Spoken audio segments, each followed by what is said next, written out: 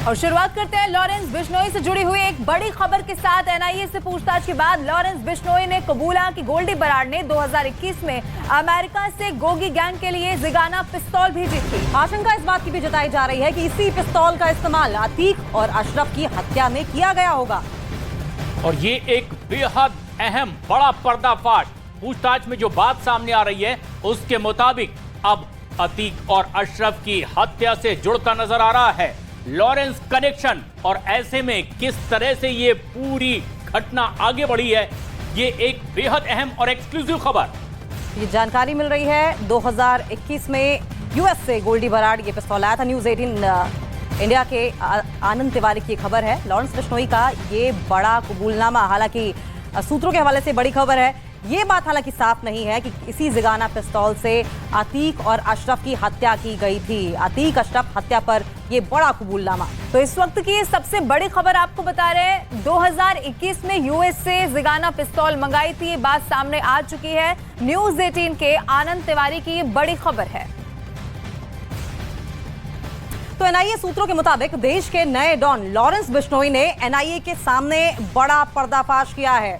देश के सबसे बड़े गैंगस्टर ने जो कबूल किया है, न्यूज़ 18 इंडिया के पास उसकी पूरी तफसील से जानकारी है और हम आपको दिखाते हैं कि किस तरह लॉरेंस बिश्नोई का अब तक का सबसे बड़ा कबूलनामा सामने आया है, और जिसमें उसके टारगेट नंबर 1 से लेकर अतीक अशरफ मर्डर कनेक्शन भी शामिल है। साथ ही मूसेवाला मर्डर पर भी उसने बहुत बड़ा पर्दाफाश कर दिया है। पूछताछ में लॉरेंस ने अतीक और अशरफ मर्डर कनेक्शन सामने आया है, वो आपको हम बताते हैं। असल में लॉरेंस ने 2021 में अमेरिका से जिगाना पिस्तौल मंगवाई थी और फिर गोल्डी बराड़ के जरिए ही लॉरेंस ने भारत में ये दोनों जिगाना पिस्तौल मंगवाई थी, जो कि दिल्ली के गैंगस्टर जितेंद्र गोगी को दी गई थी। और पुलिस को शक है कि इन्हीं जिगाना पिस्तौल से अतीक और अशरफ की गोली मारकर हत्या की गई। अब बात करेंगे लॉरेंस गैंग के नंबर 1 टारगेट की। एनआईए के सामने लॉरेंस ने इस बात को कबूल कर लिया है कि लॉरेंस के टॉप 10 टारगेट लिस्ट में एक्टर सलमान खान का नाम शामिल है। लॉरेंस के टॉप 10 टारगेट की लिस्ट में पहले नंबर पर ही सलमान खान, जो कि अभिनेता हैं, उनका नाम है। और इतना ही नहीं, पूछताछ में लॉरेंस ने यह भी दावा किया है कि वो हर हाल में सलमान खान को मारेगा ही। एनआईए से पूछताछ में लॉरेंस गैंग के मुखिया लॉरेंस बिश्नोई ने अपने पनाहगाह का नाम भी बता दिया है। इसमें बाहुबली विकास सिंह का नाम सामने आया। लॉरेंस गैंग को पनाह देने वाला बाहुबली विकास सिंह यूपी के अयोध्या का रहने वाला है। और लॉरेंस के गुर्गे जब भी अपने टास्क को पूरा करते हैं तो उसके बाद वो विकास सिंह के ठिकाने पर ही जाकर ठहरते हैं। ये बड़ा खुलासा हुआ है। इसके साथ ही आपको ये भी बता दें कि लॉरेंस ने मूसेवाला मर्डर के हवाला कनेक्शन के बारे में भी जानकारी दी है। लॉरेंस ने दावा किया है कि मूसेवाला की हत्या के लिए उसने हवाला से पैसे लिए थे। लॉरेंस ने यह भी बताया कि उसने 50 लाख रुपए गोल्डी बराड़ को भिजवाए थे और गोल्डी बराड़ को 50 लाख रुपए हवाला के जरिए दिए गए थे। तो बहुत सारे खुलासे लॉरेंस बिश्नोई की तरफ से किए गए और सबसे बड़ा खुलासा देखिए जिगाना पिस्तौल का तो किया गया, लेकिन टारगेट पर उसके कौन कौन है, जिसमें सबसे पहले एक बार फिर से सलमान खान का नाम सामने आ चुका है। लॉरेंस बिश्नोई जो बार बार जानकारी मिलती है सलमान खान को जान से मारने की धमकी इससे पहले भी देता रहा है। और ये एक ऐसा बड़ा पर्दाफाश है जिससे अब एजेंसीज नए सिरे से इसमें तफ्तीश आगे बढ़ाएगी। हमारे सहयोगी आनंद तिवारी इस पर नजदीक से नजर बनाए हुए हमसे सीधे जुड़ रहे हैं। आनंद, जो कबूलनामा पूछताछ में सामने आया है, किस किस और अब ये इशारा करता है?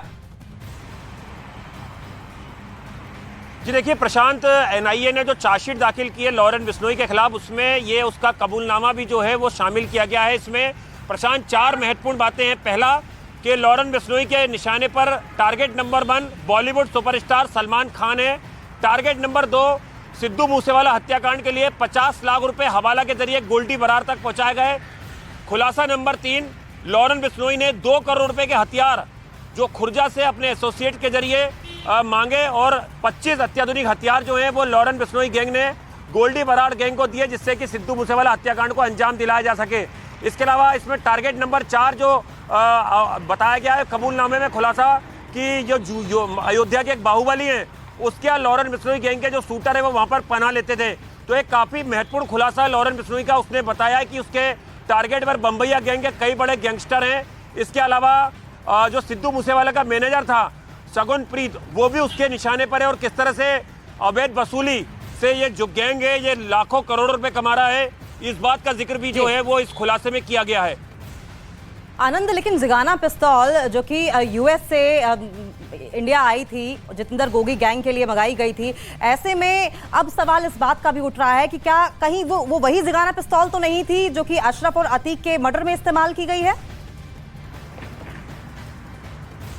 देखिए, इस एंगल पे लगातार जांच एजेंसियां जांच कर रही हैं, क्योंकि जो सनी नाम का शूटर था जिसने कि अतीक और अशरफ हत्याकांड को अंजाम दिया बाकी अपने शूटरों के साथ, उसके पास से एक जिगाना पिस्टल बरामद हुई थी और उसने यूपी पुलिस की पूछताछ में सनी ने यह खुलासा किया था कि उसे जिगाना पिस्टल दिल्ली में गोगी गैंग के एक गुर्गे ने दी थी और यह कहा था कि वक्त आने पर एक बड़े गैंगस्टर को कोर्ट के अंदर मौत के घाट उतारना है। ठीक है, तो क्या आनंद, वो आप टिल्लू नजर बना के ताजपुरिया था रखिए, इस जिसकी खबर अभी पर हाल कोई ही और में जानकारी होगी तो एक बार फिर से आपका रुख करेंगे। लेकिन माफिया सरगना अतीक के पास अकूत दौलत थी, बेहिसाब जायदाद की खबर भी सामने आई है। काले कारोबार की जो फहरिस्त है वो काफी लंबी है, लेकिन अतीक और अशरफ की मौत के बाद अब उसके जायदाद पर हक जमाने वालों की तादाद भी बहुत बड़ी दिखाई दे रही है। अतीक के 4 बेटों और पत्नी के अलावा उसकी गर्लफ्रेंड और उसके भाई अशरफ के रिश्तेदारों ने भी अतीक की संपत्ति पर अब हक जताना शुरू कर दिया है। और इसी बीच में आपको यह भी बताया, दुबई की प्रॉपर्टी को लेकर अशरफ के रिश्तेदार सद्दाम और अतीक की गर्लफ्रेंड के बेटे आरिफ एमबीए के बीच जंग भी अब जबरदस्त तरीके से शुरू हो चुकी है।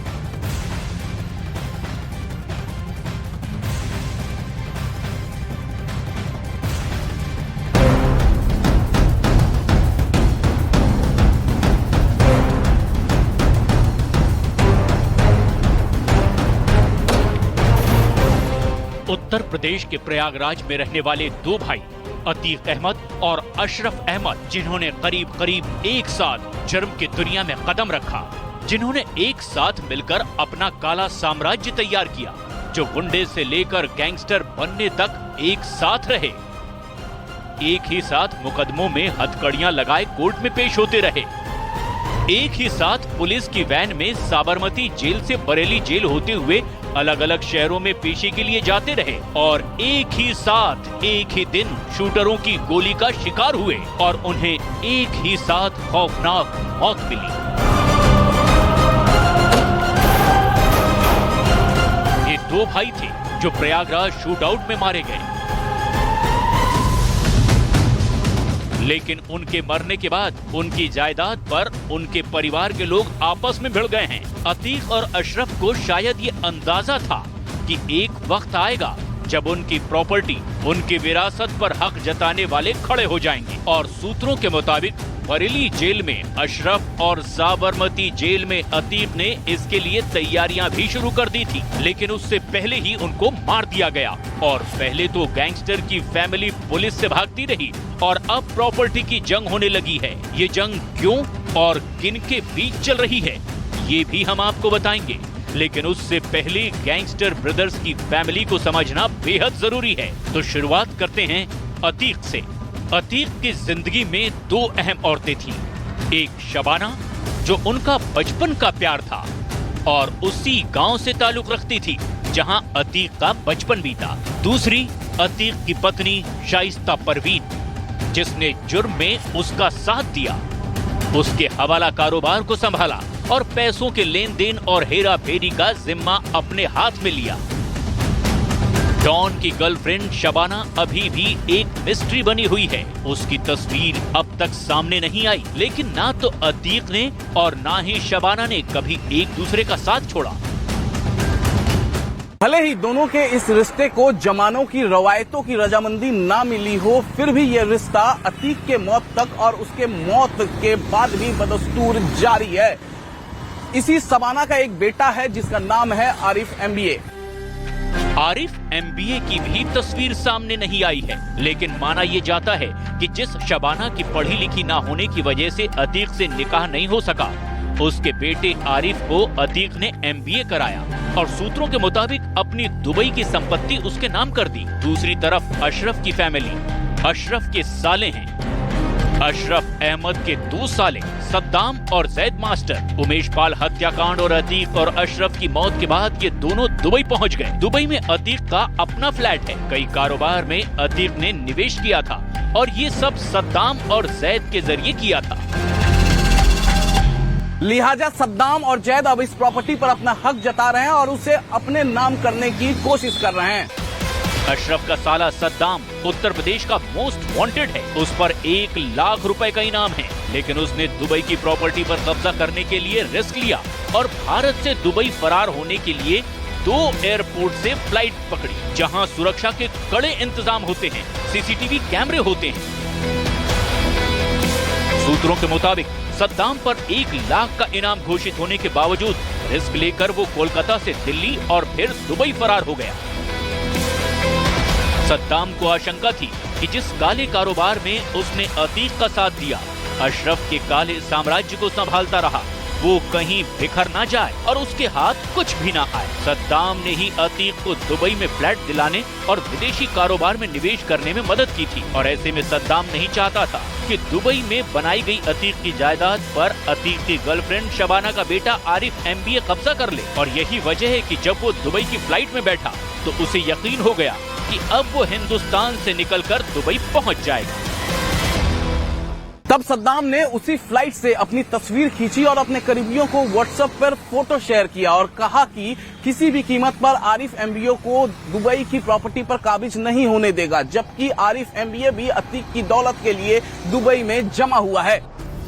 एक तरफ सद्दाम है जिसने खुद को अशरफ का उत्तराधिकारी घोषित कर दिया है और अतीक की दुबई वाली संपत्ति पर कब्जा करने की फिराक में है, तो वहीं दूसरी तरफ अतीक की गर्लफ्रेंड शबाना का बेटा आरिफ है, जिसके लिए शबाना ने अतीक के साबरमती जेल में रहते हुए ही खेल कर दिया था और अतीक के हाथों अपने बेटे आरिफ MBA के नाम दुबई की संपत्तियों की वसीयत तैयार करा ली।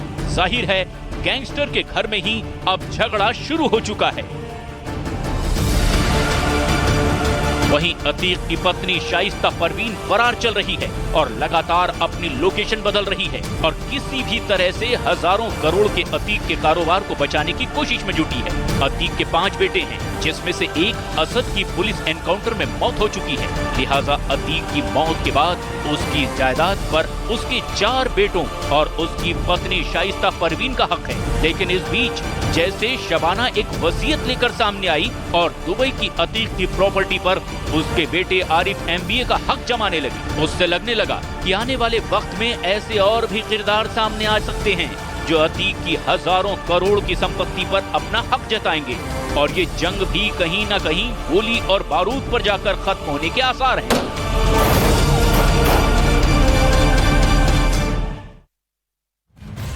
तो देखिए, अब सवाल ये उठ रहा है कि क्या अतीक की प्रॉपर्टी को लेकर घर वाले ही एक दूसरे को मारने काटने पर आमादा हो जाएंगे। अमित सिंह लखनऊ से लाइव जुड़ गए हमारे साथ। अमित, भले ही अतीक की मौत हो चुकी है, लेकिन उसकी प्रॉपर्टी को लेकर उसके घर वाले ही एक दूसरे को मारने काटने पर उतारू हैं। या बिल्कुल साफ तौर पे ये झलक रहा है इस वक्त, क्योंकि जिस तरीके से सद्दाम ने हड़बड़ी में उस पर 1 लाख रुपए का इनाम घोषित था, फिर भी वो रिस्क लिया और रिस्क लेने के बावजूद रिस्क लेने के बाद वो दुबई पहुंच गया। उसके पीछे डर था उसका कि कहीं जो दुबई की अब में करोड़ों की संपत्ति है, अतीक अहमद के द्वारा बनाई गई करोड़ों की संपत्ति है, उस पर कहीं आरिफ MBA काबिज ना हो जाए। और यही वजह है कि वो अपने भाई, सूत्र ये भी बताता है कि सद्दाम ही नहीं, उस सद्दाम का छोटा भाई जो है जैद मास्टर, वो भी जो है इस वक्त दुबई में है। वो किसी भी तरीके से जो इन्वेस्टमेंट अतीक अहमद के द्वारा दुबई में किया गया है, कई कारोबार में किया गया है, बताया जा रहा है, एक फ्लैट भी है बेशकीमती फ्लैट, उस पे कहीं आरिफ MBA काबिज ना हो जाए, उस बात का डर सता रहा। तो परिवार में ही एक तरफ अशरफ का परिवार, अशरफ के साले, और दूसरी तरफ अतीक अहमद का बेहद करीबी शबाना के बेटे आरिफ MBA, दोनों आमने सामने हैं और वो भी अवैध कमाई को लेकर। देखिए, गौर करने वाली बात यहाँ है कि अतीक अहमद की जो काले साम्राज्य की कमाई थी, उसका सिर्फ 30% जो हिस्सा है वो अतीक अहमद और उसके परिजनों के नाम पर है, लेकिन जो 70% से हिस्सा है वो दूसरों के नाम पर है।